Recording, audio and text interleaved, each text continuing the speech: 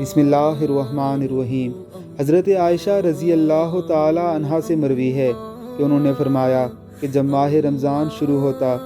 تو آپ صلی اللہ علیہ وآلہ وسلم کا رنگ مبارک متغیر ہو جاتا اور آپ صلی اللہ علیہ وسلم نمازوں کی مزید کثرت کر دیتے، اللہ تعالیٰ سے عاجزی اور گڑ گڑا کر دعا کرتے اور اس ماہ میں نہایت محتاط رہتے۔ آج اس مبارک ماہ کے آنے پر بھی امت محمدیہ کس غفلت کا شکار ہو جاتی ہے۔ ٹی وی پروگراموں میں بیٹھے ہوئے مسخروں کے ذریعے امت محمدیہ کو عبادات سے ہٹا کر وقت گزاری کے پروگراموں میں لگا دیا جاتا ہے، جبکہ آپ صلی اللہ علیہ وسلم عبادت کی کثرت فرمایا کرتے تھے،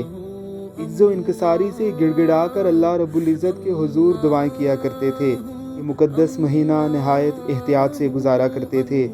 اللہ رب العزت کی ذات ہم سب کو رسول اللہ صلی اللہ علیہ وسلم کے طریقے کے مطابق ماہ رمضان گزارنے کی توفیق عطا فرمائے،